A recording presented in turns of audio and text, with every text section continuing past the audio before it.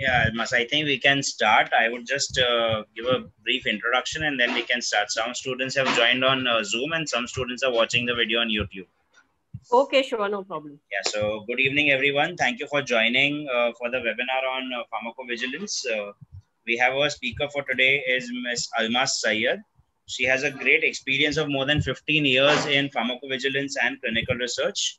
And she's currently the training and compliance manager at TCS. She has also been a speaker at several institutes like ICRI, CREMA, ACE, and even at PharmaCat. She's a course head and the tutor for pharmacovigilance certificate course. So we welcome Ms. Almas Syed for all her time, and thank you so much, Almas, for joining us. All yours, Almas, now. Yeah, thank you so much. Thanks, Pranav, for the lovely introduction. And good evening, everyone. I hope all of you are doing great. And welcome to this webinar on career opportunities in pharmacovigilance. My name is Almas Syed, and I'm presently working with TCS now. So before I begin with this session, I would just like to give you a brief background. The purpose or the objective of conducting this webinar about pharmacovigilance, one important reason is what's happening in the scenario today. Okay, that is during the lockdown period. I'm sure all of us, we understand how the COVID-19 has created the havoc, right? And during this period, one domain or one industry that was still live, that was still going, or the people working with these kind of industry or sector was still going out and working was healthcare industry. Okay, so I mean the hospital, the doctors, the research part, the scientists. Okay, so we are trying to understand and we are going to learn about the importance or significance of this domain, और this मैं space today. Okay, so that is about the life science industry. And in the life science domain, more specifically, we are going to learn about the clinical research and the associated subdomain, which is pharmacovigilance. So I'm sure all of you are excited to know about what pharmacovigilance is all about, and also what kind of opportunities, okay, is available for each one of you who are, trying to get a career in this space, right? Who are aspiring to take up a career in the field of research, in the field of pharmacovigilance. So welcome once again. And I would just request during the session, everyone to be on mute, okay, so that we do not have any kind of disturbance in the background. What we can do is once we are done with the session, we will definitely open up for Q&A, and, I would be happy to take up your questions. Yeah. So career opportunities in pharmacovigilance, this is just a disclaimer from my end, where whatever I will be discussing or sharing with you, this is purely based on my opinion, my views, okay? And this has nothing to do with the company that I'm presently working with, right? So let us understand about the pharmaceutical companies in short, right? We are beginning with this topic on pharmaceutical industry. The only reason being we are talking about pharmacovigilance, which is about getting a new drug in the market. And we know essentially that this kind of activity is undertaken by a pharmaceutical companies, right? And, I'm sure you are aware about the profile of such company. They are conducting clinical research. They are involved in research and development. They are investing lots of money on an ongoing development of medicine, getting a new drug in the market, at the same time trying to improvise the products, the medicines, the drugs which are already available in the market, in terms of their change in the formulation, new indication, a better option for treatment, dose regimen, combination products, etc., etc. So the products which are available in the market, they have a good chance to be updated, upgraded in terms of their mode of action, mechanism of action, their dosage regimen, how they are being administered, and most importantly, the safety profile, right? So one important thing that I would like all of you to understand, and as a very, very critical or an important takeaway from this webinar, should be about the safety of the patient. right? So any drug which has been introduced in the market, it is based on the risk and benefit profile, or it simply means that any drug will be allowed to reach the phase of commercialization in the market only if it is safe to the patient. Okay, so that's an important learning from this webinar that you should take in. Okay, then we are doing the trials, the research. There are different kind of guidelines, SOPs, regulations, okay, which we teach the students, okay, during this course, which I will discuss about, at the end of this training presentation. Okay, so there are lots of guidelines which needs to be followed while we are conducting the research. Okay, some of them that I have mentioned on this slide is clinical research related, which is GCP. GCP stands for good clinical practice. This basically highlights what are the good practices that you should follow while conducting a research. Okay, and then the second aspect of it is the manufacturing part, right? Because we are also concerned about the quality plus the purity. Okay, so the manufacturing practice is equally important for any kind of drug that is coming up in the market, right? Now, one fact about these research processes that the initial trial or the research starts with lots of molecules. We can say approximately thousands and thousands of molecules. However, there is only a small number of molecules which become as a lead compound, okay, which are further tested in different phases, which we are going to see in the coming slides very soon. And then only one drug will come in the market as a successful drug. Okay, so that's about the pharmaceutical industry. What are they involved and what are they doing? Okay, so this is about clinical research. I'm sure all of you must have heard about the research, especially in this phase. I have also included one slide which is talking about, or which is giving you examples of what are the different types of trials, okay, which are ongoing for this COVID-19. Okay, I know all of you are looking at the news, WhatsApp messages which are being shared, media, newspapers, etc., etc. And at this moment, I believe the globally, the entire world, at every place, all the people, they are just waiting for either the new drug to come out in the market, which will be proven as safe for the treatment of COVID-19. At the same time, we are also awaiting for the vaccine. There has been some approval basis which, so when I say approval, these are considered as fast track approval. Okay, fast track means there is some kind of emergency, like this situation. This is a pandemic, right? COVID-19 being a pandemic, this was an emergency, a very critical and emergency situation, and hence there was a fast track approval. When I say fast track, it means a very quick approval process through which few of the drugs were being tested and it was brought in the market. Okay. However, we still have some kind of apprehensions or question about how safe the drugs are to treat the patient, right? So this is what we understand when we are conducting a research. So basically, when we talk about a research, it is a branch of healthcare science, and this is essentially looking at the safety and efficacy of the drug. Okay, this can be divided into two parts. We say the research part is in the pre-authorization phase, that is when the clinical trial is going on. And then the second part is in the market, that is post-authorization, when the drug has completed the research phase and it has come out in the market, means the product has been commercialized. Okay, when I say a drug, this does not essentially mean only a capsule or a tablet or an injection. This could mean different kind of product, including a tablet, a capsule, an injection, a device, a diagnostic product, okay, or any kind of treatment regimens which is used for human subject, or which is used for administration, for prevention, treatment, diagnosis, or to relieve any symptoms of the disease. Okay, so like I gave you an example, we are looking for the treatment. At the same time, we are also looking for the vaccine, right? So when I say vaccine, it will be classified under the prevention kind of a trial, right? Because we are looking at administrating the vaccine in order to prevent the infection, in order to prevent the disease. So this is about the research, yeah? Now let us understand that why do we need clinical research and what are we trying to do? What are we trying to answer?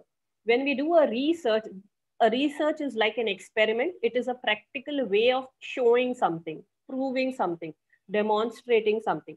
Okay, right? I'm sure all of you have done some kind of practical exam, practical classes during your college days, and what you have been doing is nothing but a research and experiment, right? So you have a protocol that you follow, and basis some procedure, you are actually performing that procedure in order to see the result. So you observe the result when you follow a standard protocol. The same concept applies in case of a clinical research. We have a clinical trial protocol, and you test this protocol by having real patient recruited. You give them the drug, you see what is the impact of this drug, okay, and you capture the result, the outcome or the data, right? So when I say outcome or data, this is very, very important that you are capturing the safety aspect of it. Okay, like I have given the drug to the patient. What happens to the patient? Okay, is the patient able to tolerate the dose? Is the dose high? Is the dose low? Is there any kind of therapeutic benefit? So this is very important, right? Each one of us taking any kind of drug, we expect an outcome. Say, for example, I have a severe headache, right? So if I take a painkiller, my expectation after taking the drug is that I should get rid of my headache, right? So it should be able to give some kind of therapeutic relief or therapeutic benefit. So that's the reason we are taking the drug. And hence, every treatment, every drug, this has some kind of benefit attached to it, which we are saying as a therapeutic outcome or a benefit. So when we are doing the research, we test this on different types of patient, and we capture the data result, and this has to be submitted to some authority, right? They are called as regulatory authorities. They are called as regulatory authorities. Okay, there are lots or different types of regulatory authorities, but we will not go about, we will not go in detail about what are the different types of regulatory authorities at this moment. We will, we have several modules which cover each and every aspects of what you are looking at today, okay, in this webinar. So when we talk about a submission to the regulatory authority, let me give you one example. Probably you must be familiar about US FDA, right? So this is one of the regulatory authority in the US. So next part is about the importance of research. Okay, so like I have mentioned you can consider as one importance being unmet medical need, right? So when I say unmet medical needs, it simply means that there is a disease prevailing in the society in some part, in some territory region, for which we do not have a suitable treatment, right? So that's one aspect of it. So again, I would like to talk about the example of COVID-19, right? Why it is declared, why it is considered as a pandemic? Because yeah, one of the reason was that we do not have any established, okay, I would reiterate the word, it is, we do not have any known or established product in the market, a drug in the market which is known to be useful or effective in the treatment of COVID-19. So that is one of the reasons, right? So the importance of research is that we are continuously trying to get new drugs in the market. Second, we are trying to improve the existing drugs which are available in the market. Okay, let me give you an example of this. I'm sure all of you are aware about the condition of DM, right? Diabetes mellitus, right? So we know that several years back, like, say close to 20, 25 years back, patients who were having diabetes, they did not have the option of, taking insulin through a pen or a very sophisticated device, right? Which would be least painful. Most of them, they took medicine, the orally, oral drug. One of it was metformin that you must be aware about. However, with change, with technologies coming in. Now there are so many patients, especially, in countries like, in regions like US and EU and Japan and Canada, and even in India, where we are using insulin pens, which are comparatively very, very easy to be used. Okay, you just press it. It's like any other pen that we are using, where you just press, and you do not even feel much of the prick, and the medicine or the drug is there inside your body, right? So that's about the technology, how you have improvised the use of drug, use of technologies with some kind of combination. Okay, so new methods of surgeries are coming in. So we know lots of trials related to the research part, related to different kind of diagnostic kit coming in the market, different kind of surgical procedures. Okay, so in short, the importance of research is to get new things in the market, right? Like any other product, like any other field, has to get upgraded, has to change, has to evolve. Similarly, this industry is continuously evolving, right? The industry of related to clinical research and the pharmacovigilance part of it, right? Okay. Now, when we talk about clinical research, this is actually a very, very lengthy procedure. Okay, approximately it takes not less than, say 12 to 15 years for a research to get completed. I'm sure, again, I would like to cite example of COVID-19. When you read the newspaper articles, some, messages, you also read around the time required for getting a new drug, in the market, and to establish its safety profile. It's not a easy task, because it takes several years. There are different steps involved. There are lots of observation, research, studies required, approval required, etc., etc. Now, in order to do this work of getting the drug experimented or studied in the lab, in practically in the real world, that is testing them on the subject, the patients, and then getting the drug manufactured and bringing it in the market to be made available to the patient. This takes a long time, and there are lots of people or participants involved, which we refer as stakeholders, right? So basically, when we talk about the field, the space of clinical research, we have very important people who are contributing to this industry, right? So we start with sponsor. I will tell you about each of them just in short, okay, so that we have good time to talk about the PV part. That's a part of our focus today. So when we say a sponsor is basically a pharmaceutical company who is manufacturing the drug and commercializing the product in the market, right? Then we have regulatory authority responsible for approving the protocol, the research, and approval of the drug in the market. We have investigators. Now these are doctors who are conducting the clinical trial on patients. Okay, we have an ethics committee. Basically, they are a neutral party. You can understand.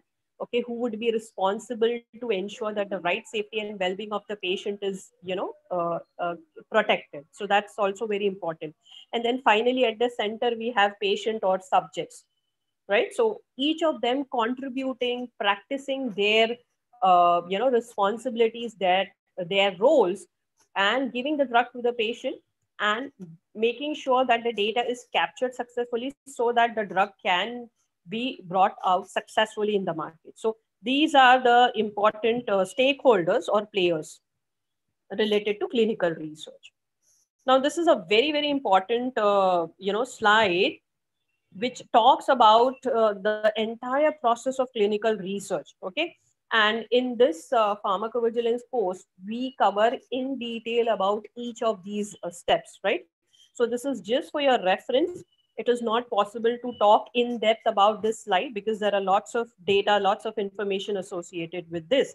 But I'm sure that you will be able to understand an overview about the process of clinical trial or clinical research. Okay, so there is a basic R&D that happens, and then there is a trial. You have a lead product or a compound out of those, several thousand molecules, and you identify that, oh, this 3 or 4 molecules which have been screened, or we can say shortlisted, right?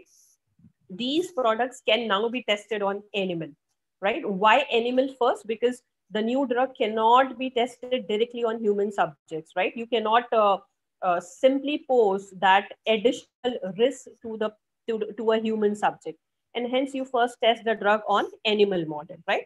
And after it is successful, you proceed to the research part where you complete your phase 1, 2, 3. After which you seek permission from the regulatory authority to manufacture your drug and commercialize. That means get it to the market. Now, once the drug comes out in the market, your work does not stop. Now, in the market, it is a real world study, a real world experience, right? Because when you conduct a research, there is a very stringent requirement. It is just a limited number of patients who are being treated and tested whether the drug is okay, fine to be commercialized, right? So again, I would like to cite you, and I would want you to think about your understanding around this, what's happening with the COVID-19 development, right? So even though you are aware that there are some drugs which have been brought in the market through the fast track approval, each one of us are still scared about getting these drugs, right? Or having any of our relatives or friends getting this drug. Why? Because you are not sure about the safety profile of the drug. The drugs are new in the market. You're really not aware about the profile of the drug, whether it is safe, to what extent, what could be the rare adverse drug reactions, okay? What are the impacts, what are the effect of the drug if the patients are taking this drug for a long time, etc., etc. So all these issues, all these thoughts, all these concerns, okay, that all of us we have, is addressed by pharmacovigilance. All right. So this is how I would want you to think around the importance of pharmacovigilance associated with the research part. Okay. So we can say that doing the groundwork is what research is doing. But in order to have the drug sustain in the market, for it to stay in the market, right? The long term purpose is only fulfilled by the process of pharmacovigilance. Okay. So that's your post marketing surveillance, also, which we call as PMS. Post marketing surveillance is one type of pharmacovigilance activity. Okay. Now, these are lots. These are some of the regulations and guidelines. Okay. The only reason I have included this slide is just to give you an idea about the regulatory authority, or the role of regulatory authorities in this entire process of getting the clinical research done and the pharmacovigilance part. Okay. So you must be wondering that who is going to take care, or who is going to look that, or who is going to decide that the drug is safe in the market, right? So your answer is, it is done by regulatory authorities. Okay. In different regions, in different countries, you have specific regulation, you have specific directive or guidelines, we can say, which the manufacturers need to follow while they have the drug being in the pre-authorization phase, that is in the study phase, research phase, or when the drug is there in the market. Okay. So now there is continuously a process of submission that happens related to the new drug which is coming in the market. And this submission related to whether the drug is safe or not happens to regulatory authorities. Okay. So whenever I take sessions on pharmacovigilance, I talk to my students and I tell them that you should consider regulatory authorities as your big boss. Okay. I'm sure all of you see the Big Boss show, the Salman Khan Big Boss show.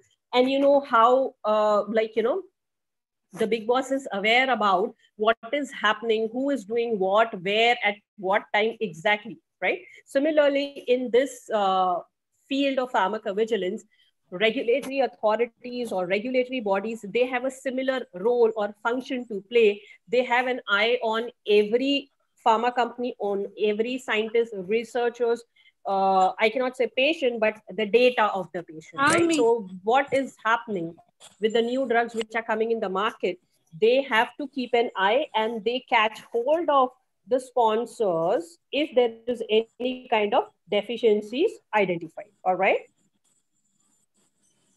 Okay, now I have been talking about pharmacovigilance. This is quickly just for your understanding that under the domain of clinical research, we have further subdomains, pharmacovigilance. Okay, so which we will be talking about a little more in detail, because that's the objective of this webinar.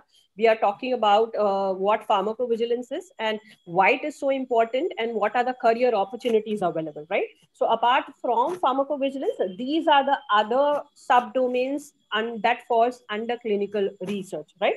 The data management part, medical writing, regulatory affairs, clinical operations, and biostatistics and statistical programming, right? So today we are going to focus on pharmacovigilance, because essentially out of all these domain, okay, if you talk to some of your friends, or if you read some or if you log in on LinkedIn or any other web portal or job opportunities, you will see that maximum opportunities every year comes in the pharmacovigilance domain, right? So that's the reason why in association with PharmaCAD, I have decided to take up. So we have designed this course in pharmacovigilance, which will help all the students to understand the importance of pharmacovigilance and what are the important roles or responsibilities which are associated with different designation, right? So we thought that this field has lots of potential for opportunities, and hence the students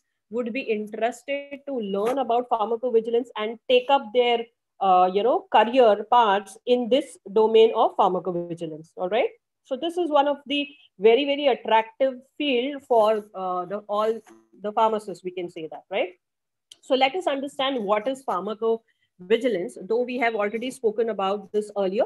So when we say pharmacovigilance, this is a practice of monitoring the effects of the drug after they have been licensed for use, especially to identify and evaluate previously unreported adverse reactions. All right, forget it. I do not want you to understand the definition which is mentioned on this slide. Let me make it very, very simple for you. Okay, so there is a new drug which is under trial. There is a research happening. So we can say that we can divide this process into two parts: before marketing and after marketing. So before marketing is what we call as pre-approval or pre-authorization, right? So in this phase, what happens? The drugs are tested in a research environment, in laboratories, in animal models, and then in human subjects. Okay, clinical trials are conducted from phase 1, 2, and 3. And based on the data on the safety, benefit, or risk profile, the drug is coming out in the market, right? So that is about the pharmacovigilance in the pre-authorization phase, right? So when I say pharmacovigilance, it's as simple as to understand about the risk and benefit ratio. For any drug, how much is the risk and how much is the benefit?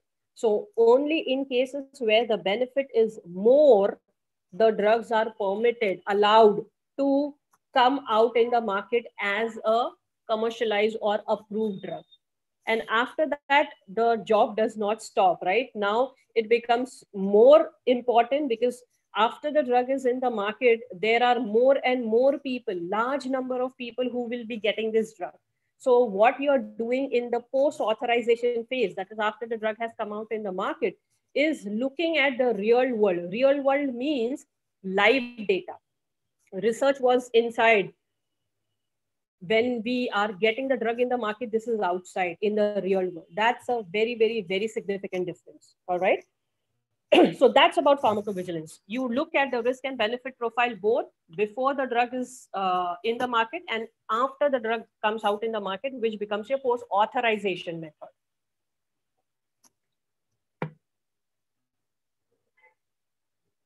Why is pharmacovigilance important? Once again, just to summarize, because you have a humanitarian concern, right? Because any drugs will be taken by human beings, and it will be absolutely unethical to give them a drug or prescribe them a drug which is harming them, okay, which is posing them any new risk. Safe use of medicine. So this is the law of regulation or regulatory requirement. Any drug should be safe. ADRs are expensive. I'm sure all of you are aware about the cost of treatment, especially these days, right? The COVID-19 test itself costs you close to 3,000. So we can understand that the cost, the overall health industry has lots of, we can say, requirement related to money or finance. Okay, so you get some investigation done, you approach a physician. Okay, their consulting fees is nothing less than $1,000, right? So we know that the cost of, if you fall sick, what happens is you also fall, on the monetary part also you become sick, because there is tremendous expenses involved with hospitalization, with treatment, with recovery, surgical procedure, etc., etc., right? So promoting rational use of medicines and adherence. So there is a regulatory body, there is a regulation which will help to ensure that the drugs which are coming out in the market are safe, right? Because we as patients, we as consumers, if we are spending so much on the treatment, on the medicine, what we only expect is that we get the desired benefit outcome.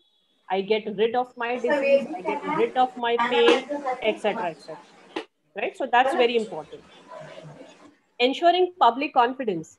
Okay, again, I would like to talk about this example of COVID-19, right? How many of us are confident about the new vaccines which are there in the market, the new drugs which are already approved, okay, for the treatment of mild to moderate condition or extreme conditions of COVID-19?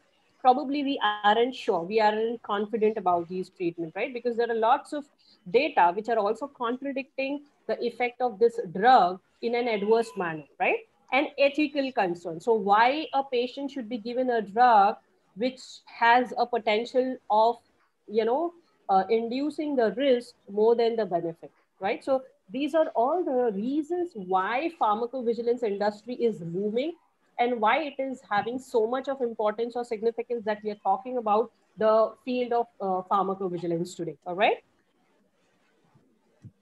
Okay.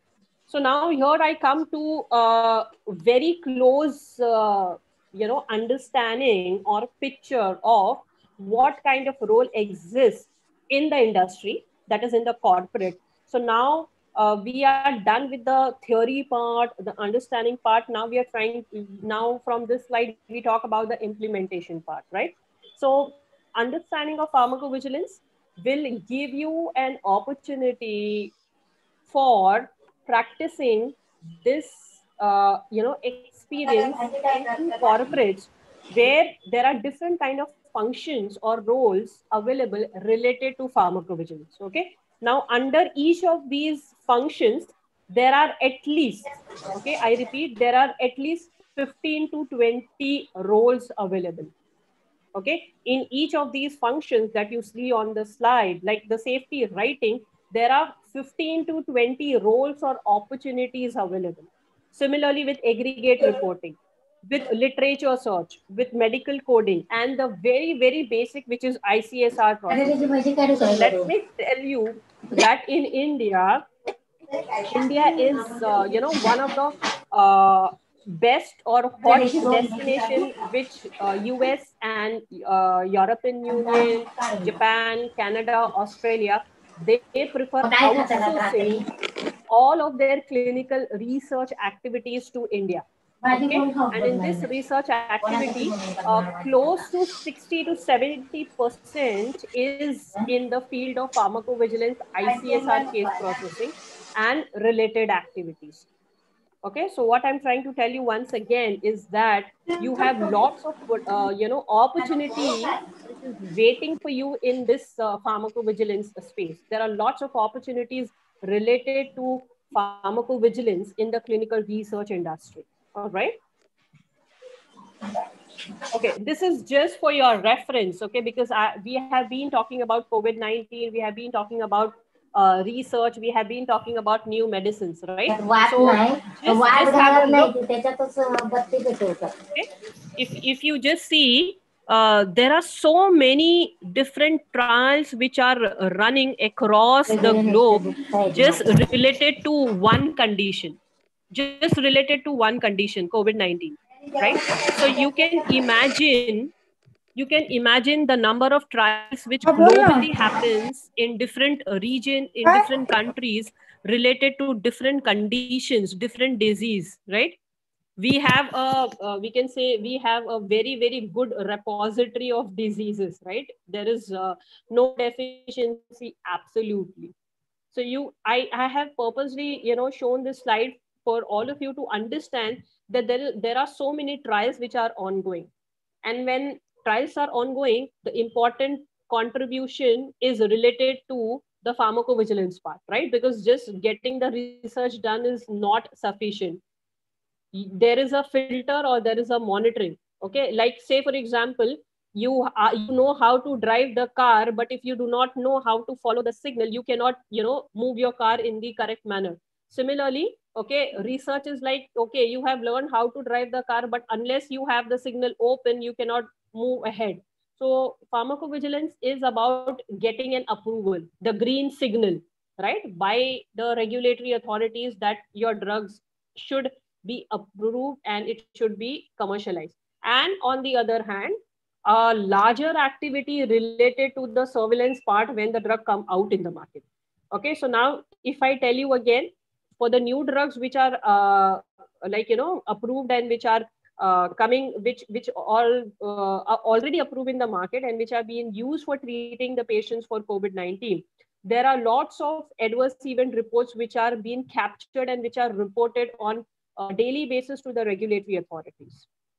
The drugs which are approved for COVID-19 presently, they are being given to the patients, and what kind of adverse reaction the patients are experiencing, these are reported continuously to the regulatory authorities. So you can understand that with one disease, there are so many trials happening, so many cases being generated, so many patients being given the drug. So there are so many disease, multiple disease across the globe. So I would want all of you to think about the quantum, the volume of or the scope of work which is available in the domain of pharmacovigilance, right? So like we cannot live without food, similarly, if the person is having a disease, you cannot live without, getting it treated. So you have to take medicines. Probably in today's world, if you look at your friends, your family members, I believe that there are hardly any person, people who may not be taking the drug for one of the other condition or disease, right? So we know that medicine is something which is continuously coming out in the market. So there are new trials, new research, new drugs coming out in the market, and hence the pharmacovigilance activity, this is like an ongoing, it is a perpetual domain, a perpetual field, a field which is never going to stop, right? Hence we are talking about the opportunity, or hence we are talking about this subject in this webinar today. All right, so in terms of career, okay, why it is interesting, what we want from a job or a career, right? So one is you have a career stability. So when I say stability, it means that there is so much to do in the domain or in this clinical research and especially the pharmacovigilance industry, that you will feel that if you have, like, you have worked for 5 years and you are bored, so you can switch into another role within pharmacovigilance. Again, 5 years you have done, you are bored, there is a third option, fourth option, fifth option. So there are ample of options within the pharmacovigilance domain. If even if you are bored, staying in a role for 5 years. Okay, I'm just giving you a hypothetical example. In fact, there are so many people, there are so many research professionals who have excelled in their field and they are continuing with the same function, same role for more than 20 years, more than 30 years, right? So that's how you become expert in your domain, expert in your field. So that's up to you. You have a choice. I'm just giving you an example that you have a choice to go grow deep inside your domain, or you can look up towards the other hierarchy. Means you are looking at becoming a team leader, you join at a level of an associate, you become a senior associate, you become a team leader, you become an assistant manager, so on and so forth. So that's a hierarchical, that's a growth in the hierarchical manner. And the other growth which I told you is deep inside your domain, where you become an expert in different subdomains of pharmacovigilance, right? So that's how we have a career stability. Faster career growth. Why there is a faster career growth? Now, I'll give you a very basic example. The way there are lots of opportunities in the pharmacovigilance industry, you will see that there is lots of attrition also. When I say attrition, I'm not sure if you understand, but attrition means there are lots of people who leave in. Okay, so when people leave, they join another company or another industry. Okay, so this means that there is always a requirement of filling this position which have been left because some people have moved out of the company, right? So why they have moved out? Because they have got a higher opportunity. So what I'm trying to tell you that there is a continuous refill happening.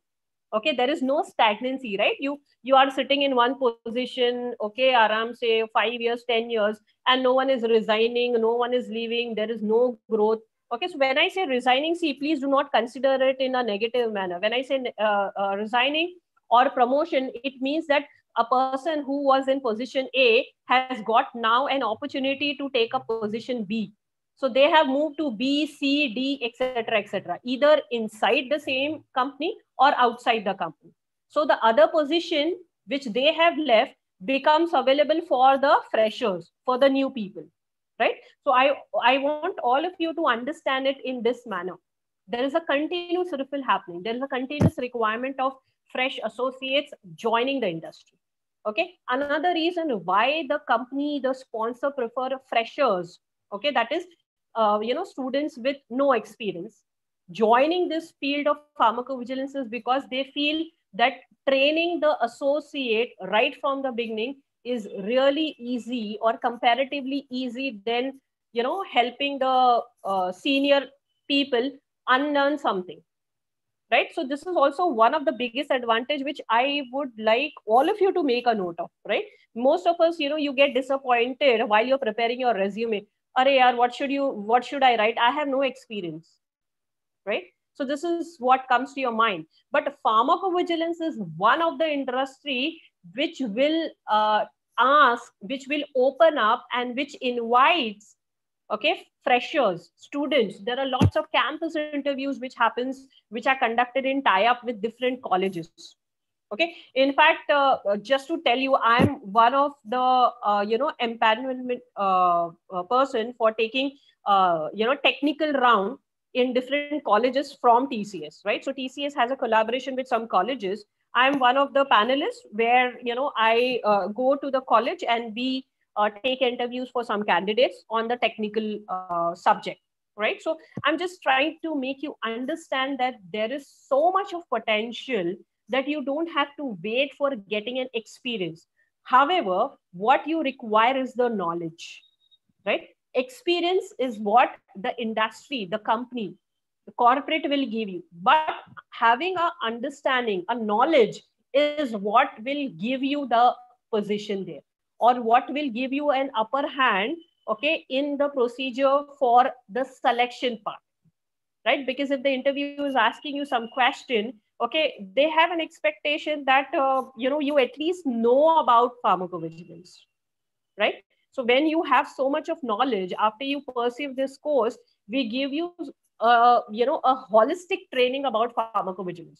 So any aspect of pharmacovigilance which is, available in the market as a position, as a role, okay, we cover in this syllabus, we cover in this course that we provide, so that you are trained, you get the desired knowledge about what pharmacovigilance is, what does it contain, what happens, etc., etc., etc. Okay, so that is very important. Third very important point, I'm sure more than 80% or maybe 100% of the associate students, whenever I take a career guidance session in any colleges, at the end they come up and they tell me, ma'am, we have a question, right? And I feel, okay, chalo, kuch kya question hai? So the question is, what is the starting salary or package that I will get, right? So that's fine. I mean, all of us, we are looking for some kind of outcome. If you're putting your hard-earned money or maybe your time, okay, learning something, you would definitely want to know that how are you going to grow? What are you going to get in terms of the monetary benefit, right? What will be your package? What will be your salary? So let me tell you this with facts. You can search on Google also. Okay. And I cannot disclose you, but I can just give you the range that when a fresher, when I say a fresher means just a college pass out or a college recruit, the initial level or the first level when they are selected in the pharmacovigilance team or process. Okay, so they are given a salary of at least. Okay, this is just a range that I'm going to tell you. This may vary from company to company, but this is an average package or salary per month. So they get at least 15 to 20,000. This is the starting for a fresher. Okay, now how well you do in your field and to what extent you can take it ahead, it all depends on you. Okay, and yes, there are lots of ways of doing it. Okay, like I have told you, whether you want to be staying long term in the company, okay, get in detail domain knowledge and you take up higher positions in terms of your subject, or you take a higher position in terms of the growth on, like, that means moving towards the leadership part. Okay, so with each of these levels, there is a good scope for you to take up a better role. And of course, with the next level, your salary or your package, that also increases, right? So we know the industry standard, you change from one company to another company. Okay, what is the expectation the HR asks? So you have a standard answer, at least 30% hike. Okay, so yes, actually that's the standard, and most of the companies, they do agree to get you at least 25 to 30% hike. So you can consider, and I'm sure all of you are good at math, so especially calculating the salary and the appraisal and the calculation related to the your package, I'm sure you are able to understand what is the kind of growth or packages that you can expect in future. All right, so that's about the salary part. And global workplace opportunity, so this is another interesting thing. Okay, that we are talking about a domain, that is pharmacovigilance, where you have lots of opportunities not only in India, okay, but you have opportunities globally. And when I say globally, the most opportunities are available in US, in Canada. If I'm not sure if you're aware, but if you look on LinkedIn, on internet, or if you are acquainted with some of your friends, there are who have explored this, there are lots of opportunities, like in Canada, related to this research kind of activity. Okay, not only related to pharmacovigilance, but in the regulatory domain, in the regulatory space, and most importantly in pharmacovigilance, because every company requires a safety team. Okay, neither the drug can come out in the market, na to hi unka drug market mein aa sakta hai unless it is proven safe, nor it can stay in the market, neither it can sustain in the market if the safety team does not work. So again, I'm reiterating the safety part, so you understand something which is perpetual, continuous, so you will have to guide it, right? Like, we are as human beings, okay, we need food to survive. Similarly, the pharmaceutical company, they require pharmacovigilance professional to manufacture the drug and to have the drug in the market. So I'm sure you are able to understand how vast and lively this field is, because there is an ongoing opportunity. You will never see this industry becoming stagnant. Okay, and I have presented, or I have given you lots of examples so that you can understand that why it is a perpetual field, or a open industry, or an ongoing industry, right? So there are lots of opportunities, especially in US, in the European Union. If some of you are interested in the Gulf countries, many associates are not willing, or probably they have some I can say some apprehensions or some reservations. But if you look up on the Gulf, there are again lots of opportunities available there. If you are willing to learn some languages like Spanish, Japan, Japanese or German, again you have lots of opportunities in these regions also. However, with English, you can very well take up opportunities in Canada, US, and the European Union. You absolutely do not have any kind of restrictions. Okay, and let me tell you that in India itself, Okay, all the cities, especially Pune, okay, Hyderabad, Bangalore, Cochin, okay, Trivandrum, all these places, Indore for that matter. Okay, so let me tell you that Cognizant and TCS just in the recent 4 to 5 years, they have established new branches in Indore, okay, in Kolkata. So these are also the cities which are coming up, because I mean, I don't want to go into the the technicalities part, but of course, it's like cities like Bangalore, Hyderabad, probably to set up must have become difficult for the pharma companies. So now they are also looking at spreading their business in these cities or regions. So you can actually look for or make a proper planner if you want to settle down abroad. If some of you, especially, I understand that the female candidates, okay, I know this, so I'm trying to talk and put it in a very practical manner, especially for the female students. They plan about the marriage and kids and etc etc. So even if you feel that you're moving out, out of Mumbai, different cities or country, you still have an option to continue your job. Okay, so your job will not end if you have to leave a country or a place or a city because of your marriage or some other reason, right? So this is applicable to anyone for that matter, and especially now. Okay, one advantage or one huge change that all of us have seen, okay, during the COVID situation is the work from home opportunity. Okay, you will know now, or I'm sure you have read or you are aware with your friends and with your acquaintances that all the companies have opened up to work from home opportunity. Okay, and if you think about this in the long run also, this is going to continue, right? So where do you think you will get a job where you can sit at home, do your work at your pace, and you are getting paid off, right? So this is one of the very, very important thing that now has become very, very, very prominent or very essential. Okay, that you have an opportunity. But let me tell you that even before the COVID-19 or lockdown, there are still companies, or there were still companies who were offering work from home. Okay, so TCS, IQA, Zero, there are many companies on the list who are open to offer you work from home also. Okay, so I'm talking about the flexibility again on the part of career stability. You have a flexibility in this role.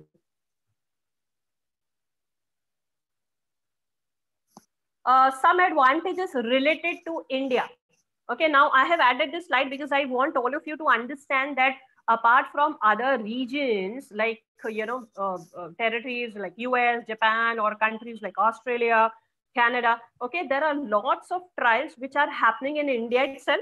Okay, plus we are getting lots of pharmacovigilance activities which are coming to India or which are outsourced to India, because there are so many drugs which are manufactured globally. Okay, and their safety monitoring is outsourced to India. Okay, so like this is as good as like some product is manufactured in some country or some region, but the maintenance part of it is what India is being trusted or given to handle. And that is the reason we have so much of opportunity. You can with facts and figure, if you make a simple search on Google, okay, let us consider one pharmaceutical company like Cipla. Okay, आप देख सकते हो कि Cipla company का कितना products है. Okay, what are the products which are present in the portfolio of Cipla? So one company, even if they have close to 50 or 100 products in the market, हर एक product का फार्माकोविजिलेंस करना है during the research as well as in the post marketing phase. So you can calculate how many pharmaceutical industry exists, and every pharmaceutical industry, okay, they have so many products in different therapeutic areas: oncology, cancer, okay, infection, diabetes, okay, you have rheumatoid arthritis. These are all the therapeutic areas where there are multiple treatment advancement which is happening, and new research are being conducted. Infectious disease, so this COVID-19 or SARS is getting classified under infectious disease. Okay, so we have an advantage with respect to how soon we can get the trial done for them. Cost efficient to hai hi India mein. And now another practical fact I would like to tell you: after the lockdown, COVID-19 and the mess that China has done, Okay, please, this is just for, giving you an idea about this. Okay, I'm not in support or against any of the region or country. This is just for you to understand on the economical front, right? So lots of business we are expecting to come to India also. Okay, because the most or we can say one of the destination that was chosen for labor intensive kind of activity was China. So in case in future, okay, we want to reduce that outsourcing or activities, product from or services from China, India has lots of potential. Okay, India has lots of potential. So that's how I want to tell you about the speed, cost, patient pool. Okay, so we have lots of people. Yeah, we know the population of India. So because high population, high disease rate, high chances of research, high number of products in development and molecules coming out in the market. Okay, language. Okay, uh, I believe that there are so many colleges, okay, so many university institutes which are providing curriculum courses in, or education to students, and we are all proficient in different languages, especially in English, right? So this is also an added advantage. In the field of research or pharmacovigilance, they absolutely do not expect you, okay, to speak German or French or, any other language. So foreign language is again not a requirement. English is a language which is globally accepted.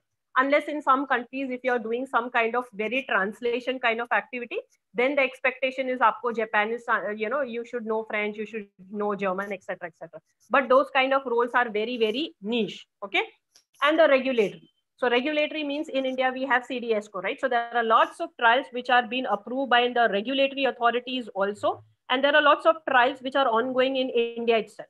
Okay, so we just have a couple of slides more. This is just for your reference. I have not updated all the list of corporates or companies in this list, but I have just included the very famous or popular ones. Okay, again, this is not an complete list, but I'm sure that these are some of the companies that you must be familiar about. Okay, so if someone does not know, or if you have a question about which kind of companies or hospitals or places you will have an opportunity as a pharmacovigilance professional, so this is your answer.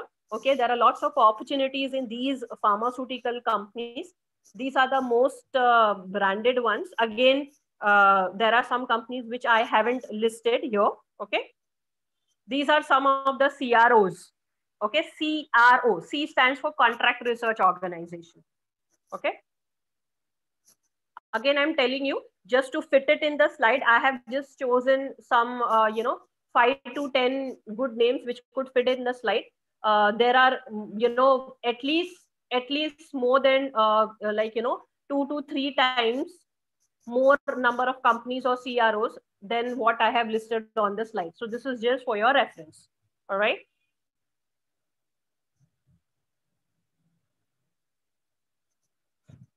This is, you may have a question that at what role you can enter.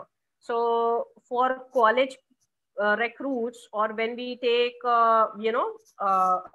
interview for campus recruit, what companies are offering on your written job title or your offer letter is the position or role mentioned as PV associate. PV stands for pharmacovigilance associate or drug safety associate.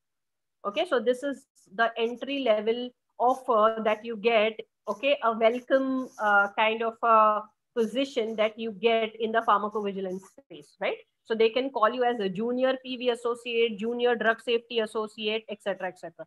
Every company has a different term that they use in the offer letter. All right. Okay, so now when we talk about scope, these are all the associates or students or people who have opportunity in the field of pharmacovigilance.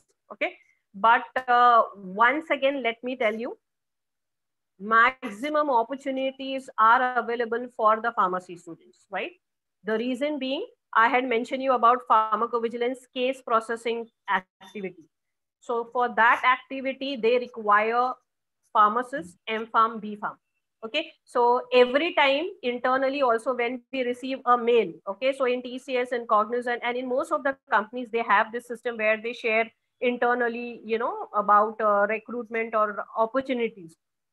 So the eligibility criteria is B.Pharm, M.Pharm, freshers. Okay, most of the projects that come in, they ask for freshers with 0 to 6 months of experience. So this is the standard requirement eligibility criteria that they mention in the mailer. Only in some specific, you know, senior level roles, they mention the experience of 2 to 5 years, 5 to 10 years, etc., etc. Okay, but pharmacy, B.Pharm and M.Pharm are, the preferred, academic expertise which is required. At the same time, there is preference given to students, okay, also if they prove about their knowledge during their interview, right? So if you have done any kind of course which will help you to familiarize with the concept of pharmacovigilance, okay, so like say for example what we are offering you in PharmaCAD. Okay, so this kind of concepts helps you to, or makes, you know, give you the confidence to face the interview. So when you have an opportunity, when you sit in front of the person who is taking your interview, you are not blank. Okay, so the person does not feel that you're sitting just because you want an opportunity, right? You have to prove that you deserve that opportunity. So for that, you have to do some homework.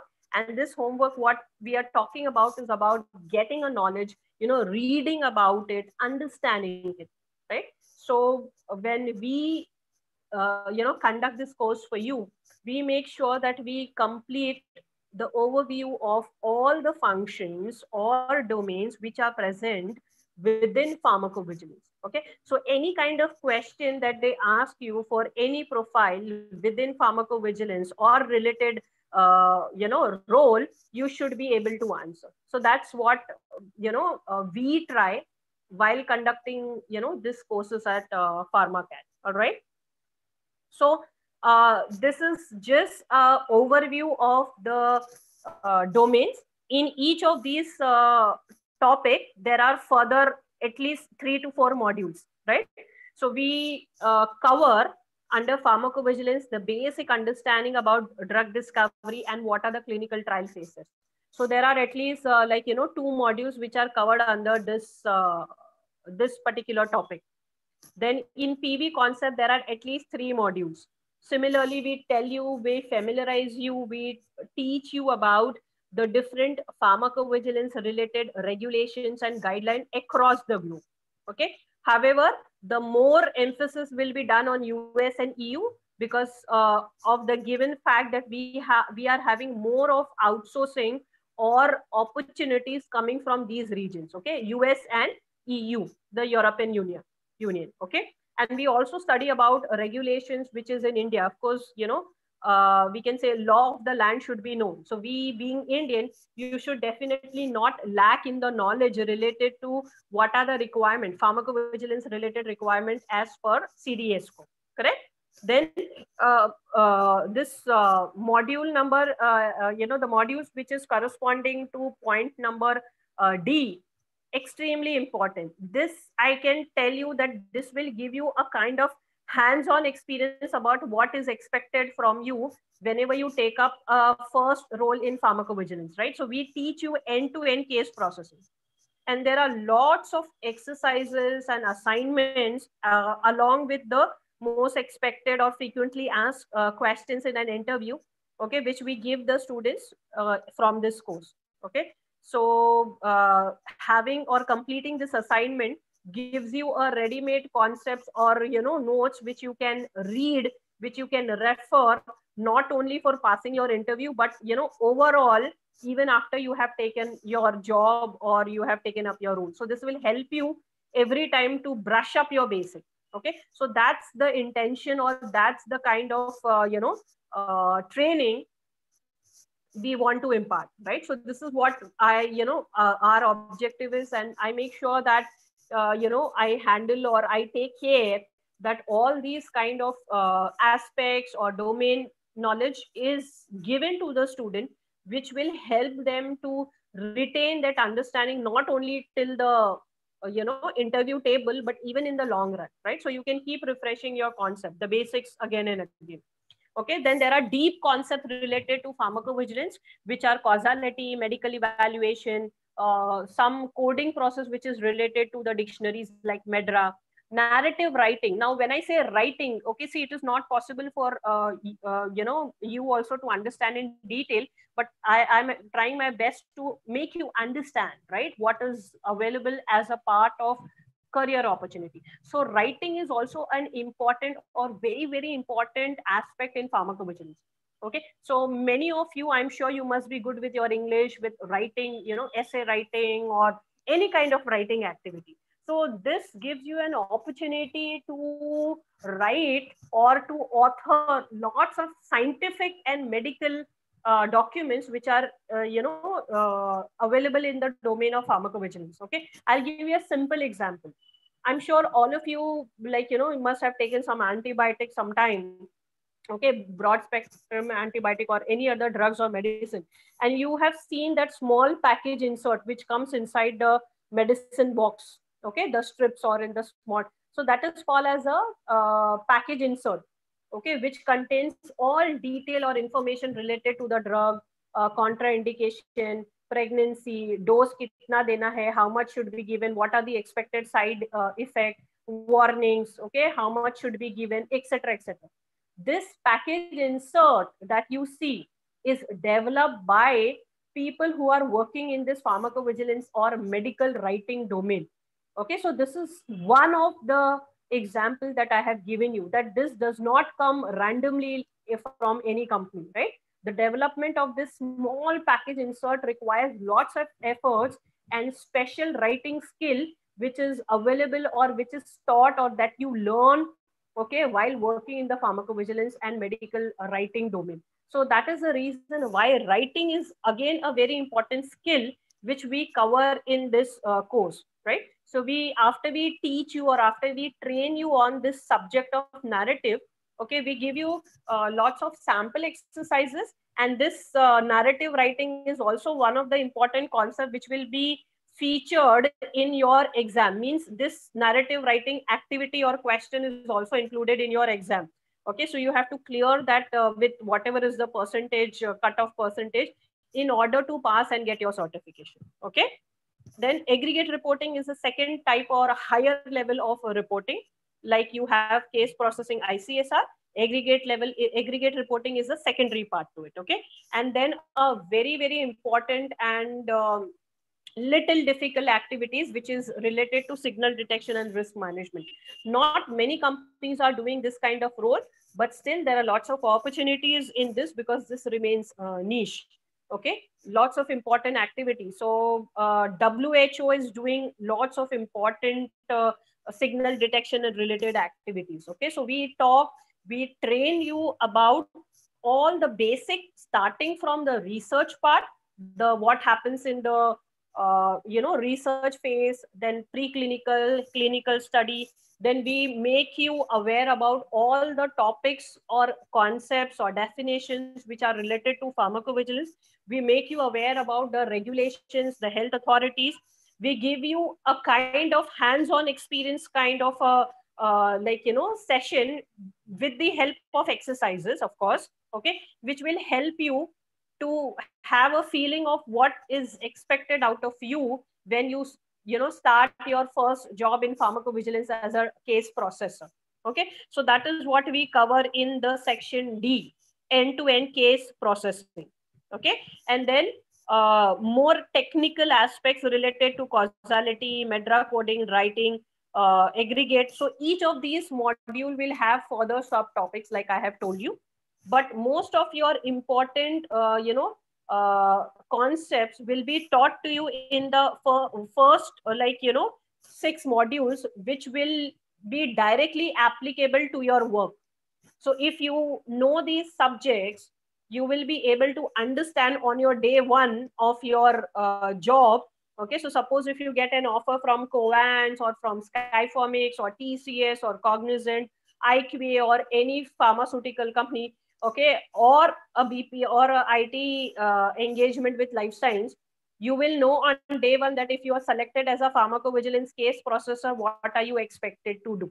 Okay, so we have tried our level best to make sure that we have designed the course and we impart the training in such a module that the associate knows what is expected out of him or her, okay, when the person is going on day one in office. Okay, so that is the promise or a guarantee which I can give you from my end, that we cover all the important aspect to this extent that you are confident to take up your day one, that okay, this is what I'm expected to do in pharmacovigilance. All right, so that's how we have designed the PV syllabus.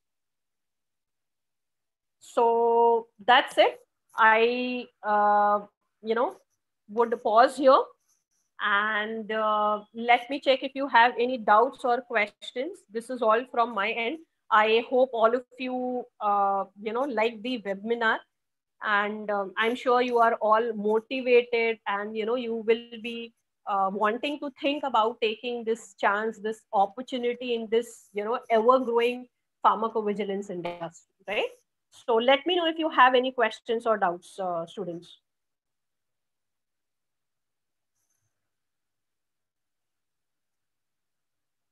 Hi guys, Hello. if there are any doubts, you can use your mics or you can also use your chat box. We'll wait for 2 more minutes if there are any questions from any students. And if there are not, then we'll be ending the meeting. So if there are any questions, feel free to use the chat box or even your mic.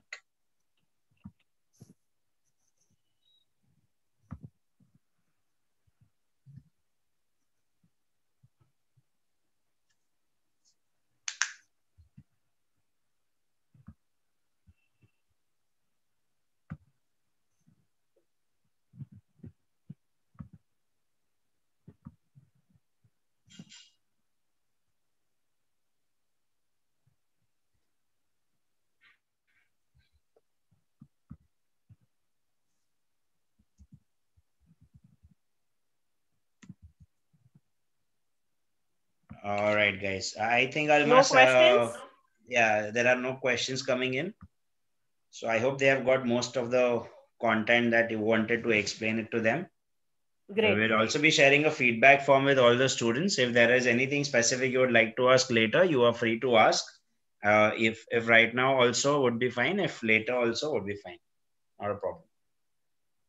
Yes, guys, come on. Yeah. We spoke so much about pharmacovigilance. I'm surprised that none of you have any questions. Yes, no.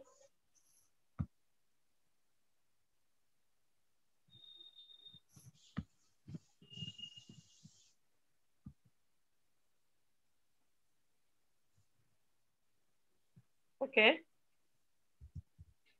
I guess we are not getting any questions. Not a problem, Almas. I think we'll stop here for today if that's fine.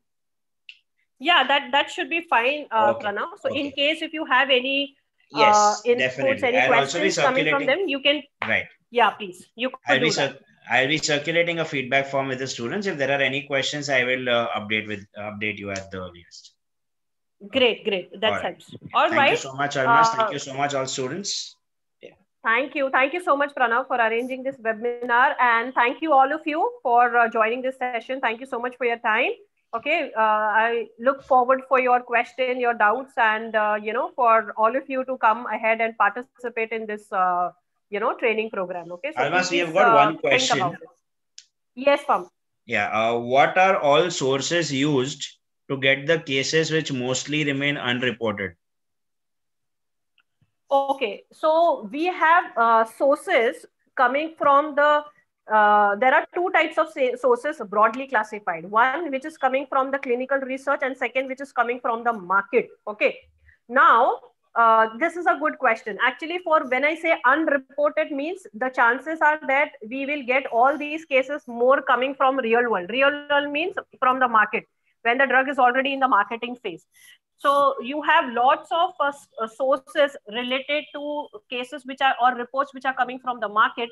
Okay, examples include reports which are directly coming to the regulatory authorities. Okay, so say for example, I have taken drug A and I'm in US, or मैंने एक drug A लिया and I have experienced some kind of rash on my face or on my hand.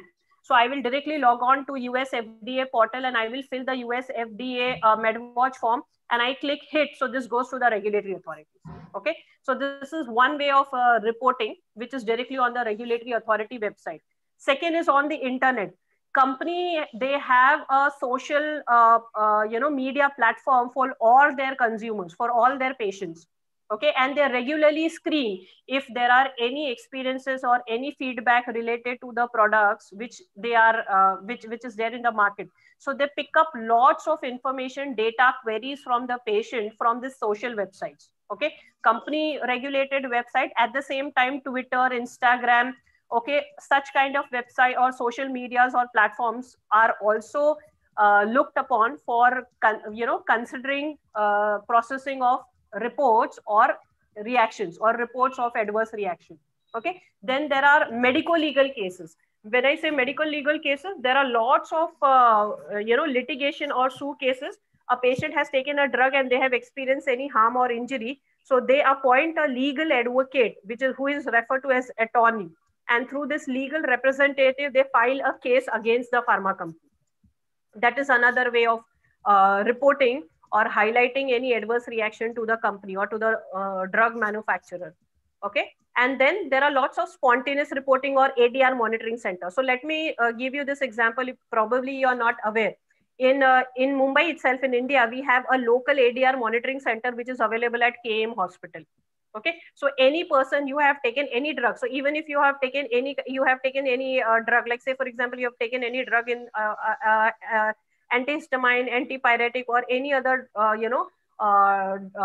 antibiotic that you have taken and you have experienced some kind of adverse reaction, there is a form available on PVPI website. PVPI is Pharmacovigilance Program of India. So if you are reporting it India, there is a specific form that you have to use. Okay, so I can write मैंने कौन सा drug लिया, कौन सा company का manufacturing है. Okay, when I have taken the drug, what kind of adverse reaction I want to report. Okay, I fill in this form and I can drop that form at KM Hospital. There are lots of options to submit this kind of adverse reaction experiences or information directly online. At the same time, there are physical, local or regional reporting center where you can go and drop in this form. So these are all the sources in the post marketing phase. There's one more question. Almas? Yes. Yeah. So someone is asking about social media, right? That's one of the sources. Is social media one of the sources? Right, that social media is one of the sources. Okay, so again, when I say social media, there are two aspects of it. There are open patient feedback portal, which is again considered as social media, which is company regulated. Okay, company regulated. And second platform on social media is any platform. Okay, you can tweet it, you can put it on Instagram, you can put it on Google, you can put on any digital media or any other social media, internet, digital platforms. You can write that मैंने ये company का drug लिया and I have experienced this kind of adverse reaction. Okay, so all this will be considered as sources related from where you're picking up. This is related to social media. There can be something which can come from media. Okay, so there are some adverse reaction which are reported in the newspaper, say for example. So something which is reported in the articles or journals. Okay, so if it is officially published in literature or journals, that becomes another source of reporting. So these are considered as official. Okay, I hope I have answered the question. Yeah, there's one more question, Almas. In Gulf countries, do they prefer freshers or would they have any particular criteria? It's a very specific question though. Yeah, so you are right. In most of the positions which is available in Gulf, they prefer associates with some experience. Okay, unlike the scenario that I have mentioned in India. Okay, in Gulf countries, yes, they mostly prefer at least we can say that minimum of 2 years of experience is what I have seen. Okay, as per my experience, wherever I have seen some ads or some opportunities coming from the Gulf region. Okay, I haven't seen much of just freshers. Okay, but in other countries, or especially when we talk about opportunities available in India, it is 101%. They start with the freshers. Okay. I think that's the last question we had. Thank you so much, Almas, for answering the questions. And Thanks, Pranav. if there are any more questions, I shall get back to you. I will be receiving them on the feedback form, and I'll get All back right. to you. Sure, that would be great. Thank you once again, Pranav. And thank you, students, for your time, for your participation. Okay. And please feel free to share any further questions to Pranav, and he will share it with me. Okay. So looking forward to have this training program with all of you, right? Thank you, all of you. Have a great evening, everyone.